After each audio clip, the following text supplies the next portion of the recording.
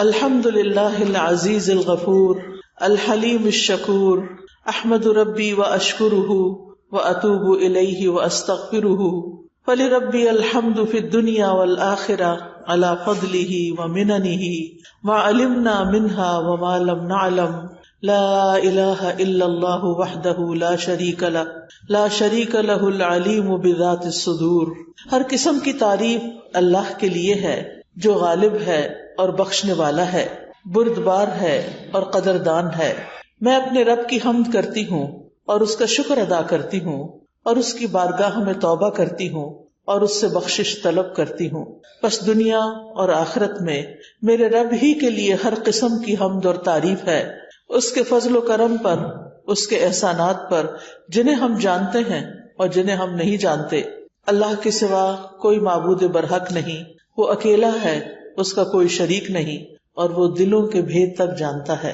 اللہ سبحانہ تعالیٰ کا بہت بہت شکر ہے، اس کا فضل ہے، اس کا انعام ہے، اس کا احسان ہے کہ اس نے ہمیں مسلمان پیدا کیا، ہمیں اپنی محبت عطا کی، اپنی معرفت دی، اپنا شکر ادا کرنے کی توفیق دی۔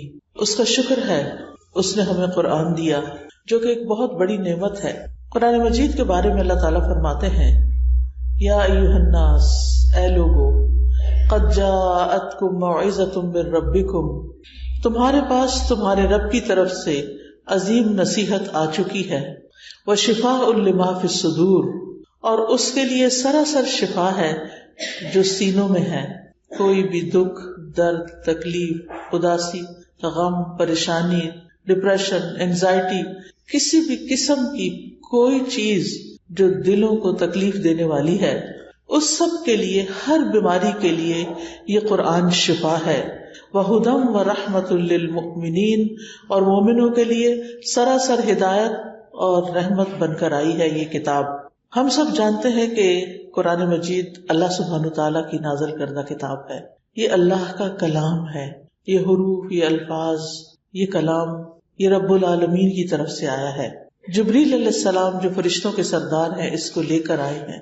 محمد الرسول اللہ جو تمام انسانوں کے سردار ہیں، تمام پیغمبروں کے سردار ہیں، ان پر یہ کتاب نازل ہوئی ہے، اور یہ امت محمدیہ صلی اللہ علیہ وسلم کا ایک بہت بڑا اعزاز ہے کہ اللہ نے دین کو ان پر مکمل کیا اور انہیں اس کتاب سے نوازا۔ یہ کتاب وہ کتاب ہے جس سے دلوں کی اصلاح ہوتی ہے، جس سے حالات بدلتے ہیں، جس سے انسان بدلتے ہیں، جس سے انسانوں کے حالات درست ہو جاتے ہیں۔ یہ رب العالمین نے انسانوں ہی کے فائدے کے لیے بھیجا ہے۔ یہاں اس آیت کے اندر 4 باتیں بیان ہوئی ہیں کہ یہ قرآن ایک نصیحت ہے، یہ سینوں کی بیماریوں کے لیے شفا ہے، یہ ہدایت کا باعث ہے، اور یہ مومنوں کے لیے رحمت کا باعث ہے۔ یعنی یہ قرآن سراسر فائدے کی کتاب ہے۔ آج ہم دیکھیں تو ہمیں ان میں سے ہر چیز کے لیے کسی علاج کی ضرورت ہے کہ ہم اپنی غفلت اس کی نصیحت سے دور کر سکیں، ہمارے دلوں کی گھٹن اس کے لیے یہ شفا بن جائے، ہماری لا علمی کے لیے ہدایت کا راستہ بنے، اور پھر سراسر اللہ تعالیٰ کی طرف سے اس کے ذریعے ہم پر رحمتیں اور برکتیں نازل ہوں۔ نصیحت کے لیے لفظ موعظہ استعمال ہوا ہے۔ موعظہ کا لفظ واعظ سے ہے، واعظ اردو میں بھی لفظ استعمال ہوتا ہے۔ موعظہ ایسا واعظ ہوتا ہے جو انسان کو اس کا انجام یاد دلاتا ہے، اچھا بھی اور برا بھی، کہ جیسا کچھ انسان کرتا ہے ویسا ہی اس کا انجام ہوگا۔ واعظ ایسی نصیحت کو کہتے ہیں جو انسان کو دنیا کی مشغولیت، دنیا کی مصروفیات، دنیا کی محبت سے ہٹا کر اللہ کی یاد اور آخرت کے دن کی طرف متوجہ کر دے، اور اس کے اندر ایک رقت پیدا ہو، یعنی ایسا واعظ جو دلوں کو نرم کر دے، جو دلوں کے اندر کی سختی کو دور کر دے۔ یعنی قرآن مجید ایسی کتاب ہے، ایسا کلام ہے، جو شخص اس کو سمجھ کر پڑھتا ہے وہ لازماً ضرور اس کے ساتھ نصیحت حاصل کرتا ہے، اس کا دل نرم ہوتا ہے، اس کا دل بدلتا ہے، کیونکہ یہ اللہ کا کلام ہے، یہ عام کتابوں کی طرح کوئی معمولی کتاب نہیں۔ الحمدللہ ہم سب مسلمان ہیں اور بچپن سے ہمیں اس کی محبت دی گئی، اس کی رسپیکٹ اور اس کے ساتھ ایک تقدس کا احساس ہم سب کے اندر موجود ہے. لیکن ہمیں اس سے ایک قدم اور آگے جانے کی ضرورت ہے، اور وہ یہ کہ اس کے ذریعے ہم ہدایت اور رحمت بھی حاصل کریں اور اپنے ٹوٹے دلوں کا علاج بھی کریں. قرآن مجید کے بارے میں خود قرآن کے اندر اور الفاظ بھی آتے ہیں، جیسے فرقان ہے، جیسے بصائر ہیں، جیسے رحمت اور برکت. پھر اسی طرح یہ اللہ کی مضبوط رسی ہے جس کا ایک سرا اللہ کے ہاتھ میں ہے اور دوسرا اس بندے کے ہاتھ میں جو اس کو پکڑ لے، یعنی اس کتاب کو تھام لے. اس کتاب کو ذکر بھی کہا جاتا ہے کہ یہ بھولے ہوئے سبق یاد دلاتی ہے، یاد دہانی کراتی ہے. ابن قیم کہتے ہیں قرآن کا نصیحت کے لیے آسان ہونا، یہ آسانی کئی قسم کی ہے. پہلے اس کے الفاظ کو پڑھنا آسان ہے، یعنی ایک چھوٹے سے بچے کو بھی اگر آپ قرآن کے حروف کی پہچان کراتے ہیں تو کچھ ہی عرصے میں وہ اس کی ریڈنگ شروع کر دیتا ہے. پھر اسی طرح بڑی عمر کے لوگ جو عام طور پر کچھ زیادہ اسکول کالج میں نہیں بھی پڑھے ہوتے لیکن قرآن کو روانی کے ساتھ پڑھ لیتے ہیں. پھر اسی طرح اس کا حفظ کرنا بھی آسان ہے. کسی بھی اور کتاب کے مقابلے میں، کسی بھی اور شعر و شاعری کے مقابلے میں قرآن مجید کو حفظ کرنے میں اتنی محنت نہیں لگتی جتنی محنت اور چیزوں کو زبانی یاد کرنے میں لگتی ہے. اور اس کی گواہی یہ کہ ہر ایج کے، ہر عمر کے بچے اور ہر عمر کے لوگ اس کو یاد کر لیتے ہیں. پھر یہ کہ اس کے معنی کو سمجھنا بھی آسان ہے. پھر اسی طرح اس پر عمل کرنا بھی کچھ مشکل نہیں، کیونکہ یہ صرف کمانڈمنٹ نہیں دیتا کہ ایسا کرو اور ایسا نہ کرو، بلکہ اس کے ساتھ انسان کے دل کو بھی آمادہ کرتا ہے، موٹیویٹ کرتا ہے، انکریج کرتا ہے، جس کی وجہ سے پھر حکم پر عمل آسان ہو جاتا ہے. اگر دوسری قانون کی کتابیں دیکھیں تو اس میں صرف قانون کی مختلف شکلیں لکھی ہوتی ہیں، مختلف اس کے حصے قانون کو صرف بتاتے ہیں، اس میں یہ نہیں بتاتے کہ اس کو امپلیمنٹ کیسے کرنا ہے یا اس کے لیے انسانوں کی ذہن سازی کیسے کرنی چاہیے. لیکن یہ کتاب صرف قانون نہیں دیتی، صرف ڈوز اینڈ ڈونٹس نہیں دیتی، بلکہ اس کے ساتھ ساتھ دلوں کو نرم کرتی ہے، دلوں کو تیار کرتی ہے. لہٰذا انسان کے لیے اس کو ایکسپٹ کرنا آسان ہو جاتا ہے. پھر اسی طرح یہ ہے کہ یہ کتاب تمام جہان والوں کے لیے نصیحت ہے. عام طور پر ہم سمجھتے ہیں کہ یہ کتاب صرف مسلمانوں کے لیے نہیں، ہدی للناس، تمام انسانوں کے لیے ہدایت ہے، یعنی اس سے پوری انسانیت کو فائدہ اٹھانا چاہیے. ان ہوا الا ذکر للعالمین، اور یہ تمام جہان والوں کے لیے اعزاز اور شرف کی بات ہے. پھر اسی طرح یہ کتاب عقل والوں کے لیے نصیحت ہے اور زندہ دل انسانوں کے لیے، جیسے کہ قرآن مجید میں آتا ہے ان ہوا الا ذکر وقرآن مبین لینذر من کان حیا، کہ یہ تو سراسر نصیحت اور واضح قرآن ہے تاکہ اسے خبردار کرے جو زندہ ہے، یعنی جس کے سینے میں زندہ دل ہے وہ اس سے ضرور سبق حاصل کرے. رہا وہ شخص جس کا دل مر چکا ہے، جو غفلت میں ڈوبا ہوا ہے، تو اگر وہ قرآن پڑھتا یا سنتا بھی ہے تو بہت زیادہ فائدہ حاصل نہیں کرتا. لیکن جس شخص کا دل سمجھنے کی اہلیت رکھتا ہے، جو سمجھنا چاہتا ہے، جو اس کا شوق رکھتا ہے کہ اللہ کا کلام اس کی سمجھ میں آئے، تو اس کے لیے بہرحال یہ بہت آسان ہے. پھر اسی طرح اس کا پڑھنا اور پڑھانا سب سے افضل کام ہے. خیرکم من تعلم القرآن وعلمہ، تم میں سے سب سے بہترین وہ ہے جو قرآن سیکھے اور سکھائے، یعنی اس کا پڑھنا، سیکھنا، سکھانا، خود حفظ کرنا، کسی کی مدد کرنا، اس کی تفسیر پڑھنا، اس کی تفسیر پڑھانا، یہ تمام چیزیں ایسی ہیں کہ جو انسان کے لیے ایک انتہائی عزت والا کام ہے، انتہائی شرف والا کام ہے. اس لیے اہل القرآن کو جو بھی اس کو پڑھ رہے ہوں یا پڑھا رہے ہوں یا اس کے ساتھ شغف رکھتے ہوں، اس کے ساتھ ٹائم سپینڈ کرتے ہوں، انہیں یہ سوچ لینا چاہیے کہ ان کا وقت ضائع نہیں جا رہا، بلکہ انہیں اس کا بہت بڑا ریوارڈ ملنے والا ہے، کیونکہ یہ اللہ کا کلام ہے. قرآن پڑھنے والے اور پڑھانے والے اور قرآن کے ساتھ شغف رکھنے والے اللہ کے خاص لوگ ہوتے ہیں. یعنی یہ نصیب اور یہ قسمت ان لوگوں کو ہی ملتی ہے کہ جو اس چیز کے ساتھ محبت رکھتے ہیں اور اس کے لیے ایفرٹ کرتے ہیں. رسول اللہ صلی اللہ علیہ وسلم نے فرمایا لوگوں میں سے کچھ افراد اللہ کے خاص بندے ہوتے ہیں، اللہ والے ہوتے ہیں. صحابہ نے عرض کی اے اللہ کے رسول صلی اللہ علیہ وسلم وہ کون لوگ ہیں؟ فرمایا قرآن والے، وہی اللہ والے اور اس کے خاص بندے ہیں. یعنی اگر تم قرآن کے ساتھ اپنا وقت گزارتے ہو تو تم اللہ سبحانہ وتعالیٰ کے خاص بندوں میں شامل ہو جاؤ گے، جن کو ہم VIPs کہتے ہیں کہ ویری امپورٹنٹ پرسنز. وہ کون ہیں؟ جو اللہ تعالیٰ کا کلام پڑھتے ہیں یا اس سے محبت رکھتے ہیں اور اس کو سمجھتے ہیں اور اس کے ساتھ وقت اسپینڈ کرتے ہیں. آپ دیکھیں کہ ہمارے دن کا ایک بڑا حصہ سیل فون کے ساتھ گزر جاتا ہے، کچھ حصہ ٹی وی کے آگے گزر جاتا ہے، کچھ لوگوں کے ساتھ سوشلائز کرنے میں، کچھ گھر کے اندر کام کاج، بچوں کے ساتھ، سرونٹس کے ساتھ، یا ہم جاب پلیس پر ہے تو یعنی کولیگز کے ساتھ. تو اس میں سے خوش قسمت ہے وہ لوگ کہ جن کو اپنے وقت کا کچھ حصہ قرآن کے ساتھ بھی مل جاتا ہے، اور جو جتنا چاہے اس وقت کو بڑھا لے. obviously جب اس وقت کو بڑھائیں گے تو کچھ اور چیزوں کا وقت کم ہوگا، لیکن وہ خسارے کا سودا نہیں. اللہ تعالیٰ قرآن مجید میں فرماتے سورۃ فاطر میں، ان الذین یتلون کتاب اللہ، بے شک وہ لوگ جو کتاب اللہ کی تلاوت کرتے ہیں. اور تلاوت کا لفظ جو ہے وہ صرف قرات کے لیے نہیں ہے، بلکہ تلاوت کے معنی ہوتے ہیں اتباع کرنا، فالو کرنا، پیروی کرنا. یعنی جو کتاب اللہ کی پیروی کرتے ہیں، یعنی پڑھتے بھی ہیں اور اس کو سمجھتے بھی ہیں اور اس پر عمل بھی کرتے ہیں اور اس کو آگے بھی پہنچاتے ہیں. وَأَقَامُوا الصَّلَاةَ، اور نماز قائم کرتے ہیں. وَأَنفَقُوا مِمَّا رَزَقْنَاهُمْ سِرًّا وَعَلَانِيَةً، اور وہ کھلے چھپے اللہ کے راستے میں جو ہم نے ان کو رزق دیا وہ خرچ کرتے ہیں. أُولَٰئِكَ يَرْجُونَ تِجَارَةً لَن تَبُورَ، یہ ایسی تجارت کی امید رکھتے ہیں کہ جس میں کبھی نقصان ہے ہی نہیں. دنیا میں کوئی بھی بزنس، کوئی بھی سودا ایسا نہیں کہ جس میں انسان یہ سمجھے کہ مجھے اس میں صرف نفع ہی ہوگا.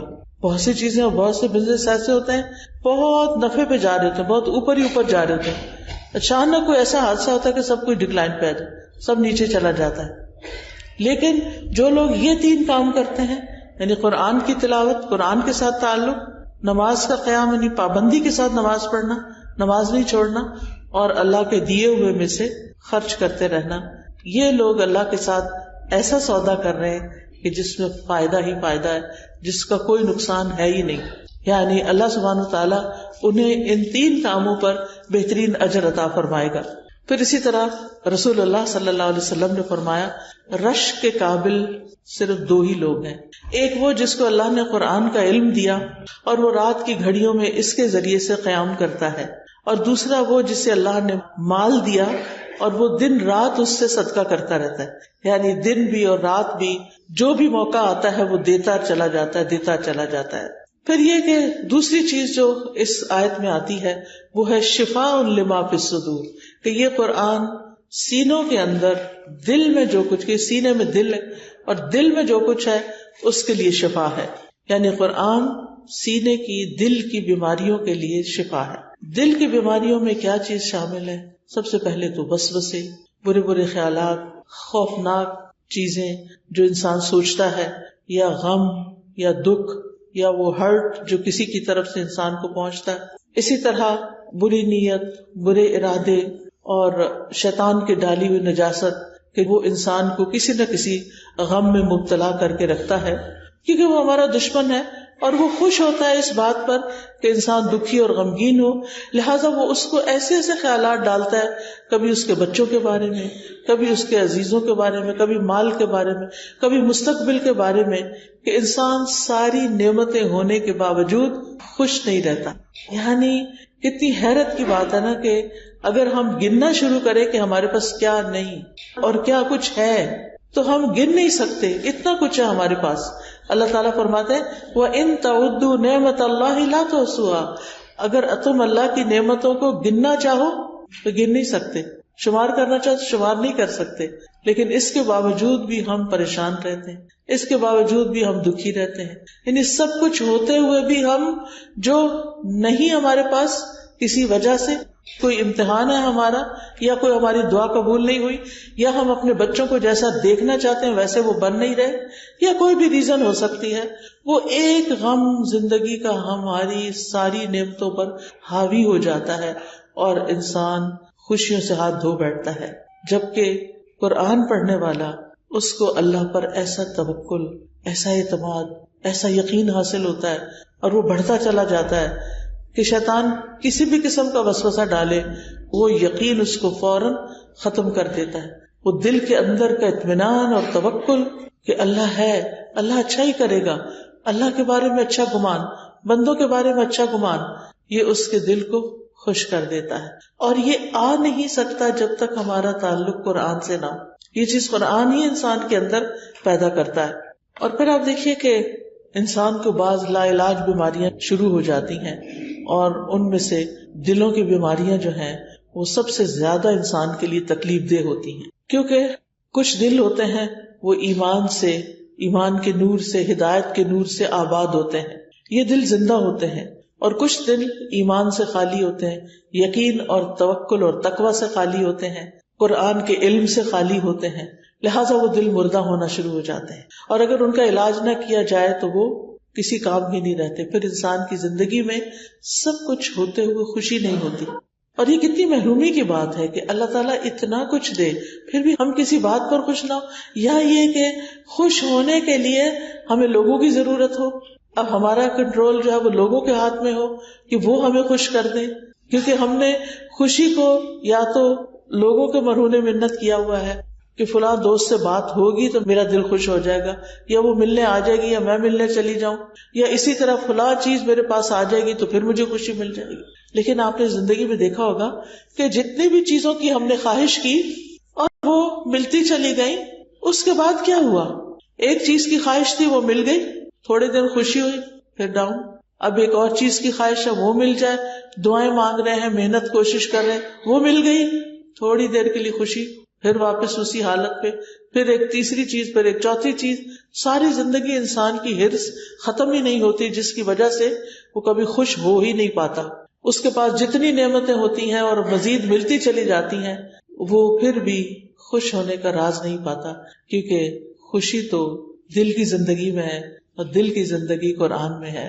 قرآن کو قرآن مجید میں روح کہا گیا، اور انسان کے جسم کے اندر بھی روح ہوتی ہے. یہ ہمارے جسم کی روح اس روح سے خوش ہوتی ہے، اور قرآن لانے والے فرشتے کو بھی روح کہا گیا. دل مردہ ہونے کے عام طور پر دو بڑے سبب ہوتے ہیں، ایک جہالت اور ایک تکبر. جہالت جو ہے وہ دل اور ایمان اور نور کے درمیان اندھیرا کر دیتی ہے، رکاوٹ پیدا کر دیتی ہے. قرآن جہالت کو دور کرنے کا ذریعہ ہے. جب قرآن کے ذریعے جہالت دور ہوتی ہے تو دل لہلہانے لگتا ہے، ایمان کے ساتھ، قرآن کے ساتھ سینے منور ہو جاتے ہیں، خوش ہو جاتے ہیں، روشن ہو جاتے ہیں.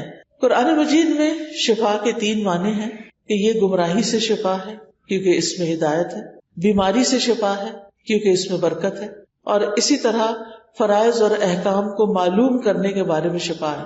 کیونکہ جب ہم کسی چیز پر عمل کرنا بھی چاہتے ہیں، فار ایگزامپل اب رمضان قریب آ رہا ہے، روزے تو ہم ہر سال روٹین کے رکھ ہی لیتے ہیں، قیام اللیل بھی کر لیتے ہیں، لیکن اس کے ساتھ ساتھ اکثر لوگ اپنی زکوٰۃ نکالتے ہیں رمضان کے اندر.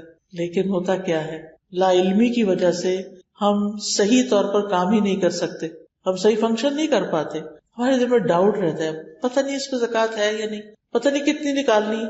یعنی چھوٹے چھوٹے کوسچنز ہوتے ہیں جو ہمارے اندر ایک بے چینی پیدا کیے ہوئے ہوتے ہیں. لیکن اگر ہم قرآن پڑھیں اور قرآن کو سمجھیں تو ان میں سے بہت سے سوالوں کے جواب مل جاتے ہیں. پھر کچھ اسپیسیفک کوسچنز رہ بھی جاتے ہیں کہ جن کو مزید علماء نے ڈسکس کر کے اور مزید علم حاصل کر کے ان کو حل کیا ہوتا ہے. تو فرائض پر بھی عمل کرنے کے لیے بہت ضروری ہے کہ ہمارے پاس علم ہو. علم کے بغیر ہم اپنے فرائض پر بھی عمل نہیں کر سکتے. پھر اسی طرح آپ دیکھیں، جہالت کے علاوہ شک، تکبر، حسد، نفاق، بغض، ہم و غم اور خواہشات کی بھرمار، ان ساری بیماریوں کے لیے قرآن شفا ہے. انسان کو قرآن بالکل مطمئن کر دیتا ہے، جو اس کے پاس ہوتا ہے اس پر وہ قناعت کرتا ہے اور راضی ہو جاتا ہے. آپ دیکھیے کہ اگر ہمارے دل میں کوئی شک ہی آ گیا دین کے بارے میں، اللہ کی ذات کے بارے میں، نبی صلی اللہ علیہ وسلم کے بارے میں، تو اس شک سے پھر آپ دیکھیں کہ انسان اچھا بھلا سب کچھ کرتا ہوا سب چھوڑ کے بیٹھ جاتا ہے، کیونکہ دل میں شک آ گئی. قرآن شک کو یقین میں بدلتا ہے. اس لیے اس شک کو یقین میں بدلنے کے لیے ضروری ہے کہ ہم ڈیلی بیسس پر کچھ نہ کچھ حصہ اس کا ضرور اپنے علم میں لائیں، اس کو سمجھیں تاکہ ہمارے شکوک و شبہات دور ہوں. پھر اسی طرح شک کے علاوہ تکبر، انسان کو قرآن اس کی حقیقت بتاتا ہے کہ تم کہاں سے پیدا ہوئے، تم کیا چیز ہو. لہٰذا انسان کے اندر سے تکبر بھی نکل جاتا ہے. پھر حسد، قرآن میں حسد کے بارے میں حابیل قابیل کا قصہ بیان کیا گیا اور پھر حسد کرنے کا انجام بتایا گیا. تو انسان توبہ کرتا ہے کہ میں کسی سے حسد کر کے اپنے اعمال کو ضائع کروں. پھر اسی طرح ابلیس کا قصہ بتایا گیا کہ جس کو آدم علیہ السلام سے حسد ہوا اور اس نے اپنا مستقبل خراب کر دیا اور ایگو کا شکار ہو گیا. تو یہ قرآن ہی ہے جو ان تمام بیماریوں اور ان تمام پریشانیوں کا علاج ہے. اور ابن قیم تو کہتے ہیں کہ چاہے دل کی بیماری ہو چاہے کوئی جسمانی بیماری ہو، کوئی بیماری ایسی نہیں جس کا علاج قرآن سے ممکن نہ ہو. وہ تو پورے یقین کے ساتھ کہتے ہیں کیونکہ اللہ تعالیٰ نے فرما دیا ہے کہ یہ شفا ہے تو یہ شفا ہے اور اس سے شفا حاصل کرنی چاہیے. پھر اسی طرح یہ ہے کہ وہ یہ بھی کہتے ہیں کہ قرآن کے ہر حرف میں شفا ہے، یعنی آپ کہیں سے بھی پڑھنا شروع کر دیں اور کسی بھی قسم کی بیماری رب کے کلام کا مقابلہ نہیں کر سکتی، اس کے آگے نہیں ٹھہر سکتی. اور کیونکہ یہ وہ کلام ہے کہ اگر پہاڑ پر بھی اتار دیا جاتا تو پہاڑ ٹکڑے ٹکڑے ہو جاتا، تو باقی بیماریاں اس کے آگے کیسے ٹھہر سکتی؟ ہمارے اندر کے دل کے پتھر اور باقی جسم کی پتھریاں کہاں رک سکتی ہیں اگر ہم اس کو واقعی پڑھیں اور پورے شوق کے ساتھ اور پوری محنت کے ساتھ اس کو پڑھنے والے ہوں. اور اس کے لیے یقین کا ہونا بھی بہت ضروری ہے. ہم جیسے سوچتے ہیں ہماری باڈی ویسے ہی فنکشن کرتی ہے. اگر ہم یہ سمجھیں کہ قرآن شفا دیتا ہے تو وہ پھر شفا ہوگی انشاءاللہ. اور اگر ہم اس کا ڈینائل ہی کرتے رہیں تو پھر جو ڈینائی کر دیتا ہے اس کے لیے ڈینائل ہی ہوتا ہے.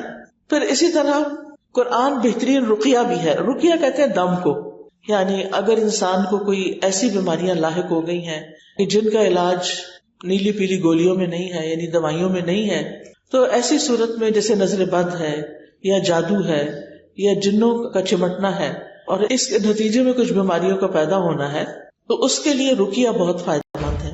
رقیہ جو ہے آیات شفا یا رقیہ ایک ہی چیز ہے. آئی ڈونٹ نو کہ آپ نے الہدا کے وہ چھوٹے چھوٹے کارڈز دیکھے ہوں گے یا نہیں جس میں آیات شفا لکھا ہوتا ہے. اگر کسی بیمار کے پاس ان کو پڑھا جائے یا بیمار خود اپنے لیے پڑھے تو وہ بہت فائدے کی چیز ہے. حضرت عائشہ کہتی ہیں کہ رسول اللہ صلی اللہ علیہ وسلم ایک مرتبہ ان کے پاس تشریف لائے تو دیکھا کہ ایک عورت حضرت عائشہ کا علاج کر رہی ہے یا ان کو کوئی دم کر رہی ہے. تو آپ نے فرمایا کتاب اللہ یعنی قرآن کے ساتھ اس کا علاج کرو.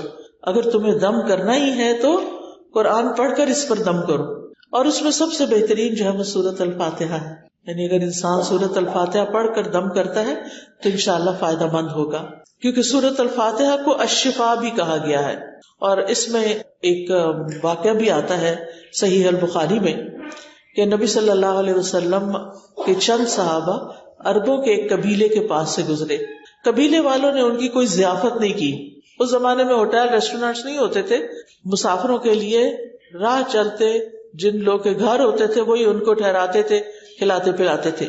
تو اب یہ کہ وہ ایک قبیلے کے پاس سے گزرے، قبیلے والوں نے ان کی کوئی ضیافت نہیں کی، ان کی کوئی مہمانی نہیں کی. کچھ دیر بعد قبیلے کے سردار کو بچھو نے کاٹ لیا. اب قبیلے والوں نے ان صحابہ سے کہا کیا آپ لوگوں کے پاس کوئی دوا یا کوئی دم کرنے والا ہے؟ صحابہ نے کہا کہ تم لوگوں نے ہماری ضیافت نہیں کی، ہم بھی اس وقت تک تمہارا دم نہیں کریں گے جب تک تم اس کی مزدوری نہ مقرر کرو. چنانچہ انہوں نے چند بکریاں دینا منظور کر لی. پھر اس کے بعد آپ سورۃ الفاتحہ پڑھنے لگے. پڑھ کے اپنا لعاب اس جگہ پر لگاتے جاتے تھے جہاں ڈنگ کاٹا تھا. چنانچہ وہ شخص جو تھا تندرست ہو گیا.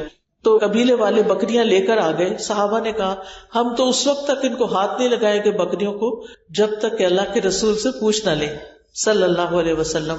تو کیا ہوا جب آپ کے پاس وہ آئے اور آپ کو بتایا تو آپ مسکرا دیے. آپ نے نہ ہاں کی نہ کی، بس اسمائل کی، اور یہ آپ کا اکثر انداز ہوتا تھا. اور پھر آپ نے فرمایا کہ تمہیں کیسے معلوم ہوا کہ سورۃ فاتحہ سے دم ہو سکتا ہے؟ ان بکریوں کو لے لو اور ان میں میرا حصہ بھی لگاؤ. یعنی ازراہ تفنن آپ نے کہا تاکہ ان کے دلوں میں اس کی کوئی برائی نہ رہے. اسی طرح سورۃ البقرہ میں شفا ہے.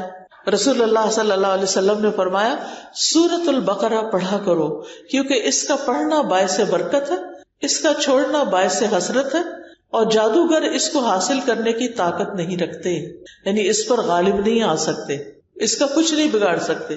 لہٰذا انسان کے لیے ضروری ہے کہ وہ دن میں کچھ نہ کچھ حصہ سورۃ البقرہ کا پڑھ لیا کرے، چاہے پہلی 5 آیتیں کیوں نہ ہو.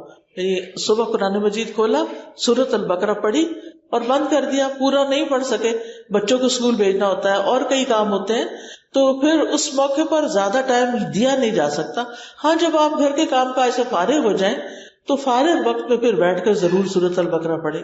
پھر یہ ہے کہ جو قرآن سے شفا حاصل نہیں کرتا وہ ہمیشہ بیمار ہی رہتا ہے، یعنی وہ ایک بیماری کسی دوسری بیماری میں منتقل ہو جاتی ہے، دوسری تیسری میں منتقل ہو جاتی ہے. اور پھر یہ ہے کہ قرآن سے شفا حاصل نہ کرنا دراصل اس کو چھوڑ ہی دینا ہے. تیسری چیز جو یہاں بتائی گئی وہ یہ کہ یہ کتاب ہدایت کی کتاب ہے.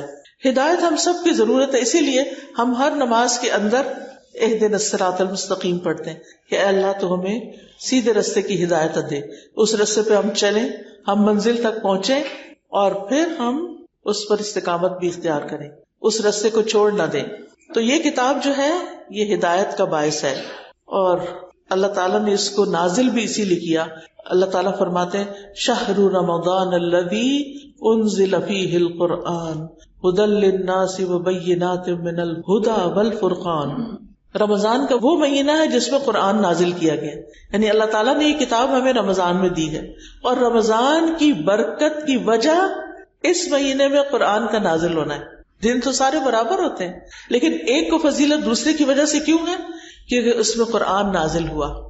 اسی طرح جو لوگ قرآن پڑھتے پڑھاتے ہیں قیامت کے دن ان کے درجات بھی بلند ہوں گے، نہ صرف یہ کہ ان کے بلکہ ان کے والدین کے بھی. تو وہ پوچھیں گے کہ یہ ہمیں نعمت کہاں سے ملی، تو بتایا جائے گا کہ تمہارے بچے کے قرآن پڑھنے کی وجہ سے. تو قرآن کی صرف عربک نہیں پڑھنی چاہیے بلکہ یہ کتاب ہدایت ہے، سلامتی کی راہیں دکھانے والی کتاب ہے.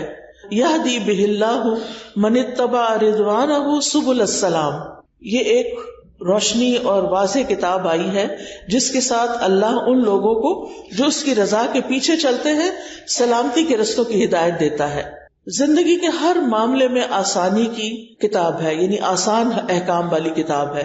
اس میں ہدایت بھی ہے، نور بھی ہے. اسی طرح یہ کتاب گمراہی سے بچانے والی ہے. رسول اللہ صلی اللہ علیہ وسلم نے فرمایا اللہ عز و جل کی کتاب ہی اللہ کی رسی ہے، جو اس کی پیروی کرے گا وہ ہدایت پر رہے گا، جو اس کو چھوڑ دے گا وہ گمراہی پر ہوگا.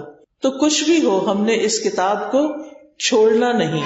جو لوگ پوری پڑھ چکے ہیں وہ دوبارہ سے شروع کر کے ریویژن ساتھ کے ساتھ ہی کر لیں، اور اس طرح اس کتاب کو مرتے دم تک اپنے ساتھ رکھیں تاکہ قبر میں بھی ساتھ جائے، حشر کے دن اٹھے تو ساتھ اٹھے اور جنت تک پہنچائے. یہ کتاب شیاطین کی گمراہی سے بھی بچاتی ہے. اس سے انسان کو ایک فرقان ملتا ہے. فرقان کہتے ہیں کرائیٹیرین کو، کہ انسان اگر قرآن پڑھا ہوا ہوتا ہے تو خود اس کے اندر ایک فلٹر لگ جاتا ہے جس سے وہ ڈیٹیکٹ کر لیتا ہے کہ کیا چیز اللہ کی پسند کی ہے اور کیا شیطان کی ڈالی ہوئی نجاستیں ہیں، اور ان چیزوں کو اپنی زندگی سے باہر نکال دینا ہے. قرآن کی بدولت حکمت اور دانائی بھی ملتی ہے. انسان کو بہت سی ایسی باتیں سمجھ آتی ہیں جو اس کے بغیر سمجھ نہیں آتی. پھر یہ گناہوں سے بچانے کا ذریعہ بھی ہے، یعنی قرآن. کیونکہ اگر ہمیں نہیں پتا کہ اللہ تعالیٰ کس بات پہ ناراض ہوتے ہیں تو ہم شوق سے کرتے رہیں گے. سب لوگ تالیاں بجائیں گے ہمارے لیے، اللہ تعالیٰ ناراض ہو رہے ہیں، لوگ خوش ہو رہے ہیں، اور ہمیں پتہ ہی نہیں کہ حقیقت میں کیا ہو رہا ہے. تو یہ قرآن بتاتا ہے کہ اللہ تعالیٰ کن چیزوں کو پسند کرتا ہے اور کن چیزوں پر ناراض ہوتا ہے. پھر اسی طرح قرآن کے نزول کا مقصد صرف تلاوت نہیں ہے بلکہ اس کا مقصد آیات میں غور و فکر اور اس سے نصیحت حاصل کرنا ہے. سورۃ صاد میں اللہ تعالیٰ فرماتے ہیں کتاب انزل الیک مبارک لیدبروا آیاتہ ولیتذکر اولو الالباب. جو کتاب ہم نے آپ کی طرف نازل کی ہے بڑی برکت والی ہے تاکہ لوگ اس کی آیات میں غور و فکر کریں اور اہل عقل اس سے سبق حاصل کریں. عقل والے اس کتاب سے سبق سیکھے. حسن بصری کہتے ہیں قرآن اس لیے نازل کیا گیا تاکہ اس پر غور و فکر کیا جائے اور اس پر عمل کیا جائے، لیکن کچھ لوگوں نے تو اس کو اپنی صرف تلاوت کی کتاب بنا لیا ہے. یعنی صبح اٹھتے ہیں روٹین میں اس کو کھولتے ہیں، کچھ آیتوں کی کچھ پیجز کی تلاوت کرتے ہیں، بند کرتے ہیں، رکھ دیتے ہیں. جیسے کھولنے سے پہلے تھے ویسے ہی بعد میں ہوتے ہیں. کسی آیت پر نہیں رکتے، کسی کا مطلب نہیں پتا، دل پہ کوئی اثر نہیں ہوتا.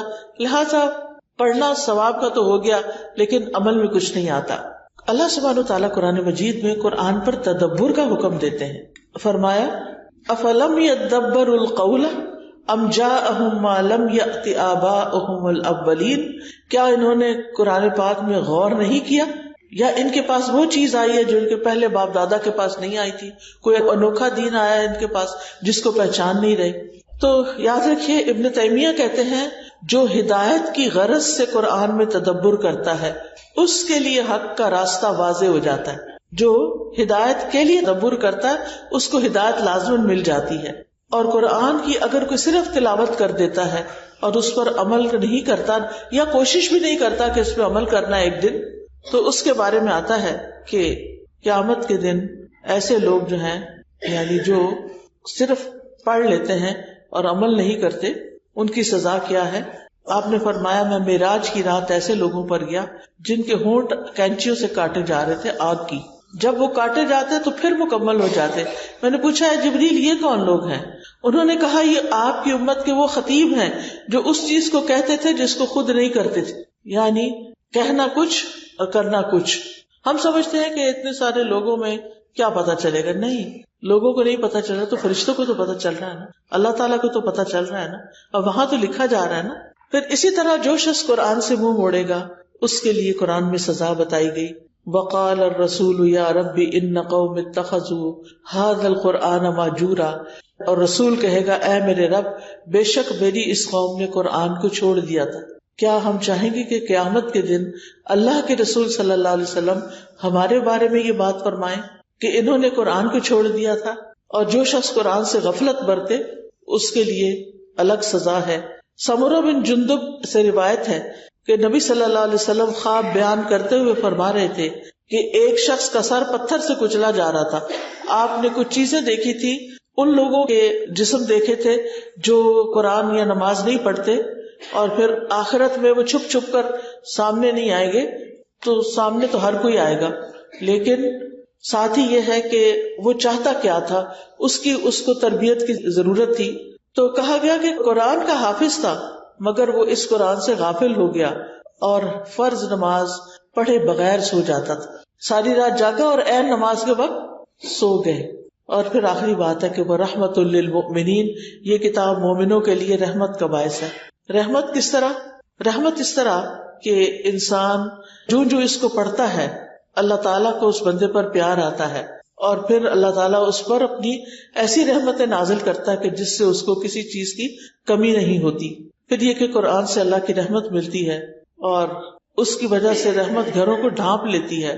پھر اسی طرح برکتیں ملتی ہیں، جان و مال اور اولاد میں تحفظ ملتا ہے، عمر بڑھتی ہے، کاموں میں برکت ہو جاتی ہے، رفعت اور بلندی مل جاتی ہے، دنیا میں بھی عزت ملتی ہے اور آخرت میں بھی۔ اور پھر ایک نیکی کا ثواب اتنا، یعنی اگر کسی شخص نے ایک نیکی کی ہے تو اس کو 10 گنا اجر ملے گا، لیکن ایک شخص نے خود بھی کیا اور کسی اور کو بھی بتا دیا اور وہ آگے بھی بتا رہا ہے، ان سب کی نیکی بھی یہ شروع کرنے والے کو ملے گی۔ قرآن کی تلاوت عذاب قبر سے بچانے کا ذریعہ بھی ہے کہ جب انسان کو قبر میں لٹایا جائے گا اور اس پر کوئی بلا سر کی طرف سے آئے گی، نماز دل سے اس کو پروٹیکٹ کرے گی، دائیں طرف سے روزہ، بائیں طرف سے زکوٰۃ اور پاؤں کی طرف سے صدقات وغیرہ۔ لیکن اس کے علاوہ بھی یہ ہے کہ جب کوئی شخص یعنی ایسا کام کرنا چاہتا ہے جو اللہ کی پسند کا ہے اور خاص طور پر ان دنوں میں کرتا ہے جس میں اجر و ثواب کئی گنا زیادہ بڑھ جاتا ہے، تو یہ چیز پھر انسان کو آخرت میں بھی فائدہ دیتی ہے۔ قیامت کے دن قرآن انسان کی شکل میں آئے گا اور کہے گا میں وہی ہوں جس نے تمہیں رات کو بیدار رکھا تھا اور دن میں تجھے پیاسا رکھا تھا۔ اب کیا چیزیں رات کو بیدار رکھتی ہیں بچوں کو؟ تو اب آپ سوچئے کہ پھر وہ جب ان سے سوال کیا جائے گا تو کیا جواب دیں گے کہ کیا چیز انہیں رات کو جگاتی تھی؟ کون سی چیز پھر قیامت کے دن ان کی سفارش کرے گی؟ کیونکہ قرآن کے پڑھنے والوں کی تو سفارش خود قرآن کرے گا۔ اور اسی طرح نبی صلی اللہ علیہ وسلم نے فرمایا قرآن سیکھو کیونکہ یہ قیامت کے دن اپنے پڑھنے والوں کی سفارش کرے گا۔ 2 روشن صورتیں سورۃ البقرہ اور آل عمران پڑھا کرو، سیکھو، کیونکہ یہ دونوں صورتیں قیامت کے دن سائبانوں کی شکل میں یا پرندوں کی 2 صف بستہ ٹولیوں کی شکل میں آئے گی اور اپنے پڑھنے والوں کا دفاع کرے گی، ان کی حفاظت کرے گی۔ پھر اسی طرح قرآن یا انسان کے حق میں گواہی دے گا یا خلاف گواہی دے گا۔ کس کے حق میں گواہی دے گا؟ جس نے اس کو پڑھا ہوگا، سمجھا ہوگا، اس پر عمل کیا ہوگا، اور اس کے برعکس کرنے والوں کے خلاف گواہی دے گا۔ قاری قرآن کے لیے عزت کا تاج اور اللہ کی رضامندی حاصل ہوگی، اور اسی طرح والدین کے سر پر بھی نور کا تاج پہنایا جائے گا. قرآن پاک پڑھنے والوں کا جنت میں بھی بہت اچھا مقام ہوگا اور وہاں ان کا تعارف ہوگا. تو یہ ہے وہ کتاب جو ہمیں اللہ سبحانہ تعالیٰ نے دی، جو ہماری تنہائیوں کی دوست ہے اور ہمارے ہر غم اور دکھ اور پریشانی کا مداوا ہے. میری دعا ہے اللہ تعالیٰ سے کہ اللہ تعالیٰ ہمیں اس کا حق ادا کرنے والا بنائے. وآخر دعوانا ان الحمد للہ رب العالمین. اب اگر آپ کے ذہن میں کوئی کوشچن ہے، کوئی چیز ایڈ کرنا چاہتے ہیں تو موسٹ ویلکم.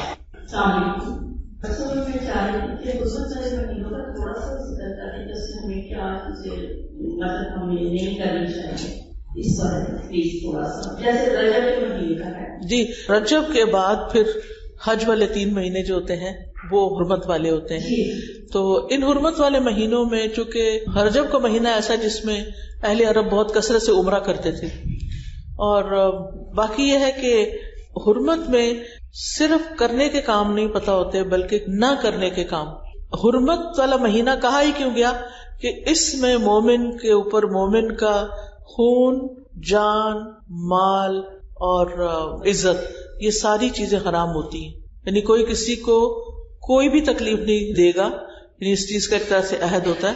کوئی کسی کو قتل نہیں کرے گا، کوئی کسی کے راستے میں روڑے نہیں اٹکائے گا جیسے لیگ پولنگ ہوتی ہے یا آفیسز وغیرہ میں جو غلط کام ہوتے ہیں. تو مطلب یہ ہے کہ اگر ان مہینوں میں کوئی نیکی کرتا ہے تو اس کی نیکی کا اجر بھی بڑھے گا، اور اگر کوئی غلط کام کرتا ہے تو سزا بھی زیادہ ہوگی. یعنی اس میں ان مہینوں کی عزت اور حرمت، یعنی اس کو محترم سمجھنا چاہیے. حرمت کا لفظ یہاں احترام والا ہے. اور کوئی؟ السلام علیکم. میرے 3 سوال ہیں. ایک یہ کہ ہماری جو نمازیں قضا ہو چکی ہیں، مطلب کہ جب سے ہم فارغ ہوئے ہیں ہمیں وہ نمازیں کس طرح پڑھنی چاہیے، فرض نمازیں کس طریقے سے ادا کرنی چاہیے، کیونکہ ہمیں ان کو ڈالا ہے. دوسرا میرا یہ سوال ہے کہ آج کل بٹ کوائن ڈیجیٹل کرنسی یہ حلال ہے یا حرام ہے. اور تیسرا سوال میرا یہ ہے کہ جس طرح آج کل ہم لوگ دیکھتے ہیں کہ ہمارے آگے سوشل میڈیا اتنا تیز ہو گیا ہے، ہر چیز ہمارے اپروچ میں ہے. ویسے دینی مدارس علماء کی تعداد بہت زیادہ بڑھتی جا رہی ہے اور اتنی ہی اسلام سے دوری بھی ہوتی جا رہی ہے. تو دونوں چیزیں اپوزٹ کیوں جا رہی ہیں؟ نمازیں جو قضا ہو گئی ان کا حل یہ ہے کہ ان پہ توبہ کی جائے اور آئندہ کوئی نماز قضا نہ کی جائے تو معافی مل جائے گی، اور نوافل کی کثرت کر دی جائے، کیونکہ نماز کا تو نہیں پتا کہ کون سی کس وقت کیا قضا ہوئی. تو نوافل کی کثرت کر دیں اور توبہ استغفار اور صدقہ وغیرہ کریں، اللہ تعالیٰ سے معافی مانگیں. بٹ کوائن کا مجھے ایگزیکٹلی نہیں پتا کیونکہ میں نے کبھی اس فیلڈ میں ہاتھ نہیں ڈالا. تیسرا یہ ہے کہ ادھر سے میڈیا تیز ہے، ادھر سے دین والے بھی بہت کام کر رہے ہیں. آپ خود سوچئے جتنے لوگ فساد کے لیے کام کر رہے ہیں اس کے مقابلے میں کتنے دین والے کام کر رہے ہیں. یہ صرف ہمیں نظر آتا ہے کہ دین والے بہت کام کر رہے ہیں، بہت کوئی کام نہیں ہو رہا. ٹھیک ہے کچھ اویئرنیس ضرور آئی ہے، لیکن شر کے مقابلے میں وہ خیر جو ہے وہ بہت کم کوششیں ہیں اس کے لیے. یعنی آپ کو ایک سنگر کے سنگنگ کے اوپر جو ہٹس ملیں گی، آپ کو لائکس ملیں گی، وہ کسی لیکچر کے اوپر تو نہیں ملے گی. اور کتنے لوگ سنتے بھی ہیں، اور اگر سن بھی لیں تو اس پر عمل کتنے % کرتے ہیں. مشکل یہ ہے، 2 چیزیں مشکل ہیں. ایک تو یہ کہ دین کے بارے میں یہ سوشل میڈیا کی وجہ سے شکوک و شبہات بہت ہو گئے ہیں، شک بہت ڈال دیا گیا. دوسرا یہ کہ خواہشات، پہلے ہوتا تھا کہ مشکل سے چیزیں دیکھنے کرنے کو ملتی تھی، جو ایلیٹ کلاس ہوتی تھی جو کچھ کرتی تھی ان کا اپنا ایک سرکل ہوتا تھا. اب ہر ایک کی ایکسس ہو گئی ہے، اب ہر کوئی ان کو کاپی کرنا چاہتا ہے. تو شہوات، خواہشات، شکوک و شبہات اور خواہشات، ان چیزوں نے ہمارے لیے دین پر عمل کرنا مشکل کر دیا ہے. حل یہی ہے کہ ہم اپنا بھی ایمان مضبوط کریں اور اپنے بچوں کا بھی. کیسے پتا چلے کہ آزمائش، امتحان اور مقامات عمل کے تینوں الگ الگ چیزیں؟ جیسے کہ اگر کوئی آدمی تو کہتے ہیں کہ اللہ کی طرف سے آزمائش ہے، تو ہمیں کیسے پتا چلے کہ آزمائشیں ہیں؟ اور تیسرا کسی دوسرے کے ساتھ تو کہتے ہیں کہ مقامات عمل ہے. مجھے تینوں میں تھوڑا سا کیا ڈفرینس ہے؟ آزمائش اور امتحان جو ہے وہ تو ہر ایک کا ہو رہا ہے، صرف شر سے نہیں ہو رہا، خیر سے بھی ہو رہا ہے. وَنَبْلُوكُمْ بِالشَّرِّ وَالْخَيْرِ فِتْنَةً، مال بھی آزمائش ہے، اولاد بھی آزمائش ہے، یہ ساری چیزیں امتحان ہے ہمارے لیے. اور ایک یہ ہے کہ جو مکافات عمل ہے کہ ہم نے کسی کے ساتھ برا کیا ہوگا تو ہمارے ساتھ ہوا ہے، اس میں ایک دو چیزیں آتی ہیں کہ جو شخص والدین کے ساتھ زیادتی کرتا ہے یا ان کو تکلیف دیتا ہے تو مر نہیں سکتا جب تک کہ وہ دنیا میں کوئی نہ کوئی اس کے بدلے میں تکلیف نہ دیکھے. اسی طرح جو رشتہ داروں کے ساتھ قطع تعلقی کرتا ہے تو یہ بھی ایسے گناہوں میں سے ہے کہ جس کا وبال انسان دنیا میں کسی شکل میں دیکھتا ہے. اب ہمیں تو یاد ہی نہیں ہوتا کہ ہم نے کس موقع پر کس کے ساتھ کیا زیادتی کی. لہٰذا اگر اب اگلا کیا کرائیٹیریا ہوگا، اگر تو اس تکلیف کے آنے کے بعد ہم اللہ کی طرف راغب ہو جاتے ہیں تو یہ ایک آزمائش تھی، اور اگر اس تکلیف کے بعد ہم اللہ سے اور دور ہو جاتے ہیں تو علماء یہ کہتے ہیں کہ یہ انڈیکیشن ہے کہ یہ اس شخص کے لیے عذاب تھا.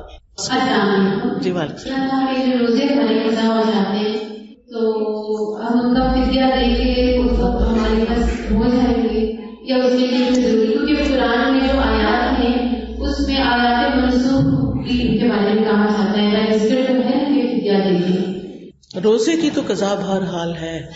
فعدۃ من ایام اخر، بعد کے دنوں میں روزے رکھ. من کان منکم مریضا او علی سفر فعدۃ من ایام اخر، جو بیمار ہو یا مسافر ہو اگر روزہ چھوڑ دیا ہے باقی دنوں میں روزے پورے کر لیں.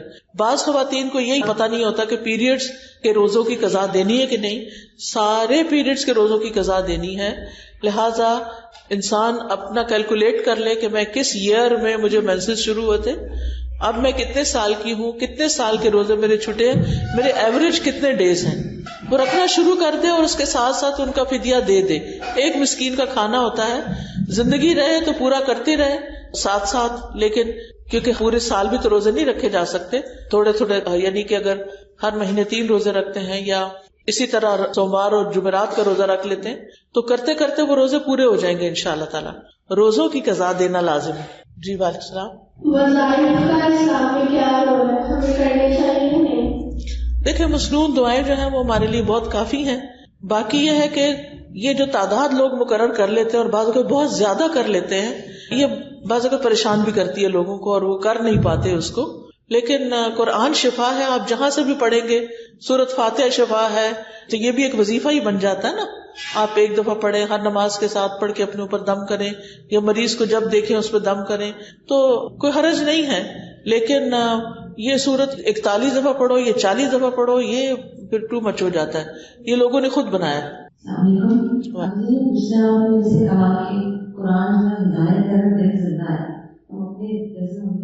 کوشش کرتے ہیں قرآن پڑھے تو نام بھی محسوس ہوتا ہے کہ اس طرح کا اثر ہو رہا ہے نہیں ہو رہا، جیسا کہ مساوات کے کچھ ایسی کوئی انڈیکیشن کہ ہم دیکھ سکیں کہ ہمارا ابھی اس میں تھوڑی جان ہے، یعنی اس میں دل لگ رہا ہے کہ نہیں لگ رہا، محبت ہے کہ نہیں، کیا اس کو مس کرتے ہیں کہ نہیں، آج قرآن نہیں پڑھا گیا، آج میری کلاس مس ہو گئی ہے، مجھے اس کو سمجھنا چاہیے.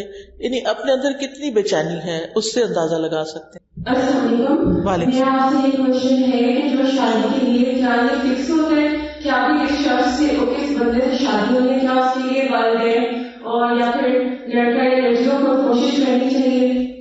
ایسا ہے کہ جس طرح ہمارے یہاں رزق لکھا ہوا ہے نا، لیکن یہ بھی ساتھ لکھا ہوا ہے کہ کوشش کرے گا تو ملے گا. مثلاً آپ اوپر بیٹھے ہیں اور مجھے شوق ہے آپ سے ملاقات کرنے کا، لیکن اسی صورت میں کر سکتی ہوں جب میں اوپر چڑھ کے جاؤں گی. اس کے لیے آپ بیٹھے ہیں، میں بھی موجود ہوں، شوق تب پورا ہوگا جب میں محنت کروں گی. ٹھیک ہے نا؟ اسی طرح جوڑ لکھے ہوئے ہیں لیکن وہ ملیں گے تب جب ہم کوشش کریں گے. اوکے. سبحانک اللہم و بحمدک، اشہد ان لا الہ الا انت، استغفرک و اتوب الیک. السلام علیکم و رحمۃ اللہ وبرکاتہ.